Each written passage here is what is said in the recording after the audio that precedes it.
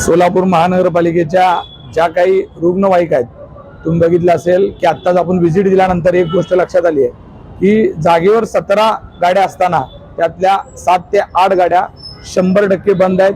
त्या गाड्या खरेदी करताना 2022-24च्या दरम्यान 23ला काही गाड्या आल्यात, तरी सुद्धा अशा पद्धतीच्या गाड्या बंद ठेवणं, त्याचे स्पेअर पार्ट जाणं ही खूप भयावह अशी परिस्थिती आहे. एकीकडे सिव्हिल हॉस्पिटलला मोठ्या प्रमाणामध्ये ग्रामीण भागातल्या रुग्णांचा मोठा लोड आहे, शहरी भागातल्या लोक तिथं रुग्णसेवेसाठी येत असतात आणि तिथं सुविधा देणार नाही, तिथं प्रायव्हेट ॲम्ब्युलन्स चालू आहेत. तुम्ही बघितलं असेल समोर आता मोठ्या प्रमाणामध्ये प्रायव्हेट ॲम्ब्युलन्स चालतात आणि महापालिकेच्या ॲम्ब्युलन्स बंद ठेवणं हे खऱ्या अर्थानं त्या प्रायव्हेट ह्यांना मदत घेऊन त्यांना लाभ देण्यासाठी या सगळ्या गोष्टी होत आहेत का काय, भ्रष्टाचाराचा हा दुसरा मार्ग काढलाय का काय, अशी परिस्थिती आहे. मी आयुक्तांना विनंती करतो की विदिन 8 दिवसाच्या आत या सगळ्या ॲम्ब्युलन्स चालू झाल्या पाहिजेत. ज्या ज्या लोकांनी ह्याचे स्पेअर पार्ट चोरलेत, जे काही साहित्य चोरलं गेलंय, त्या लोकांवर फौजदारी गुन्हे दाखल झाले पाहिजेत.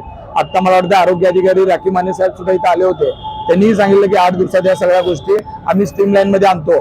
पण मी त्यांना विनंती करतो की जर असं झालं नाही आणि लोकांना रुग्णांना जर सेवा मिळत नसेल तर आम्हाला आंदोलन केल्याशिवाय कोणताही पर्याय नाही. आम्ही आंदोलन करू, रस्त्यावर उतरू, पण महापालिकेचं आर्थिक नुकसान होऊ देणार नाही, एवढं मी सांगतो. बापूजीकडं रुग्णवाहिका आहेत, रुग्णवाहिका चालवण्यासाठी चालकांना देण्यासाठी पगार नाही आहे, पैसे नाहीत, महापालिकेकडे तरतूद नाही आहे, अशी गोष्ट उजेडात आली आहे. यावर आपलं काय?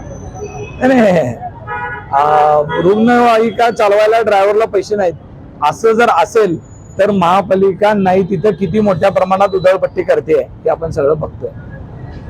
काय गरज आहे? महापालिकेची सेवा रुग्णांना नाही सेवा देणार आणि तिथं पैसे नाहीत तर ही मग आपली दुर्दैवाची गोष्ट आहे. मग आपण विकास कामं काय करणार आहोत? आपलं कर्तव्य आहे की शहरातला जो काही रुग्ण असेल, शहरातल्या जे नागरिक आहेत त्यांना पाणी, दिवाबत्ती, आरोग्य सेवा देणं हे महापालिकेचं कर्तव्य आहे. त्यामुळे महापालिकेला कुठेही या सगळ्या गोष्टींपासून पळता येणार नाही.